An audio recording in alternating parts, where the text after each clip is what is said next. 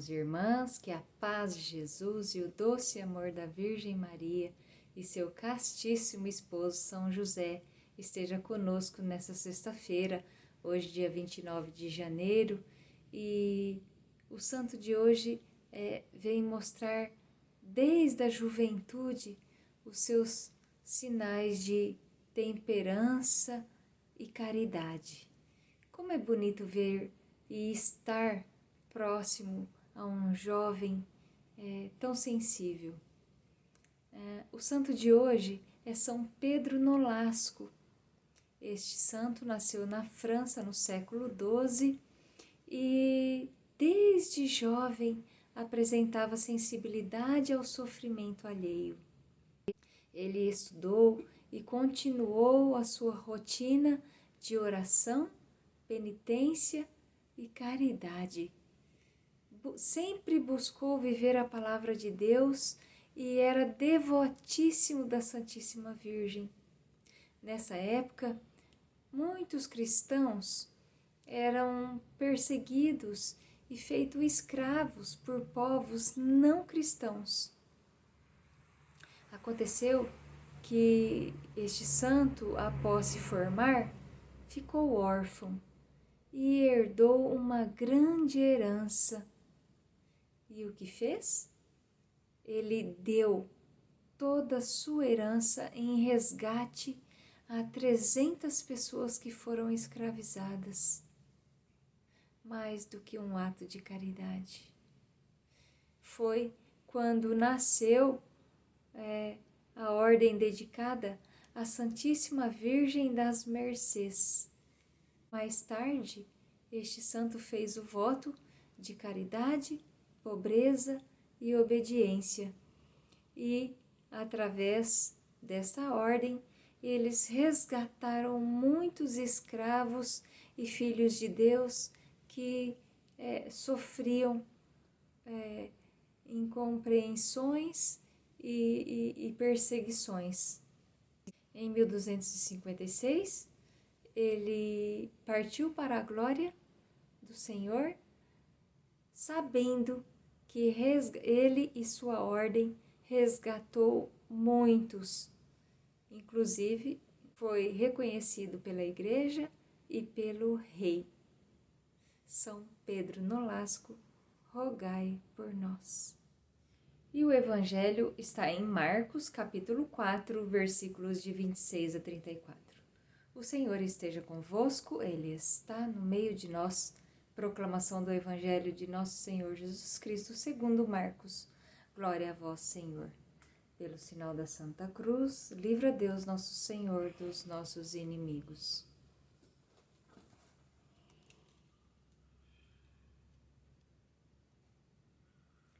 E Jesus continuou dizendo: O reino de Deus é como um homem que espalha semente na terra.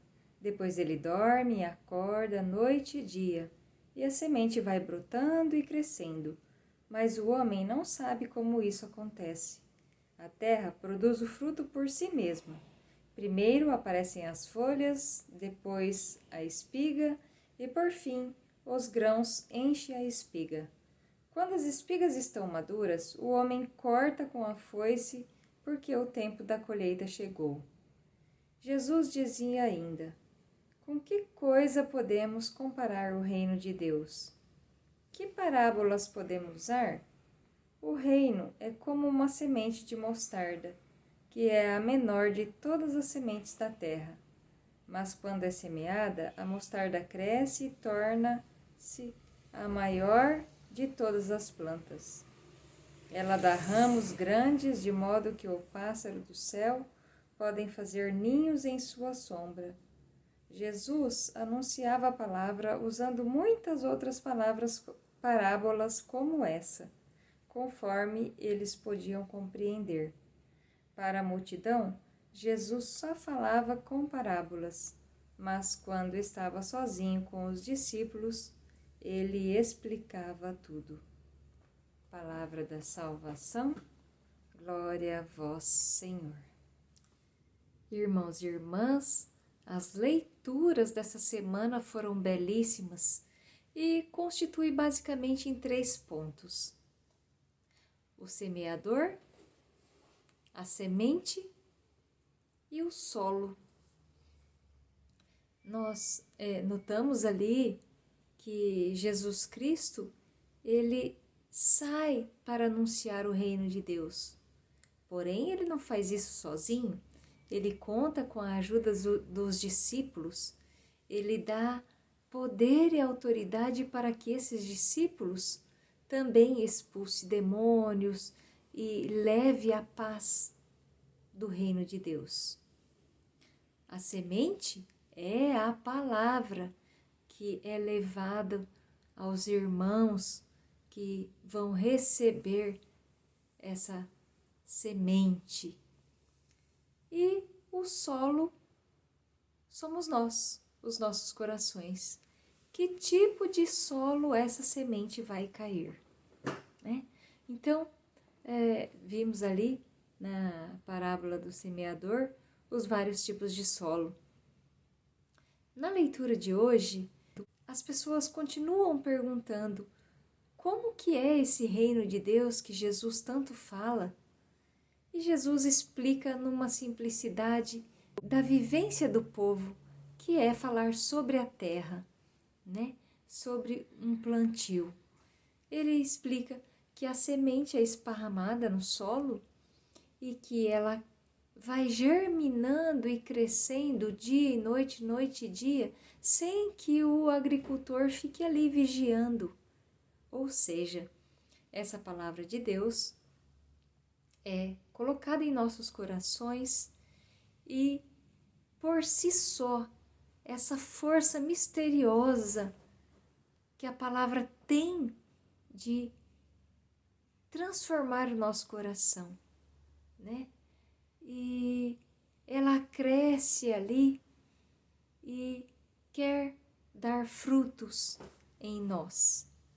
E depois ele usa uma outra parábola, que é a semente de mostarda, que é a menor semente de todas as árvores, porém que quando cresce, dá uma árvore frondosa com galhos enormes, onde os passarinhos vêm se abrigar nela, procurar descanso, procurar um refrigério.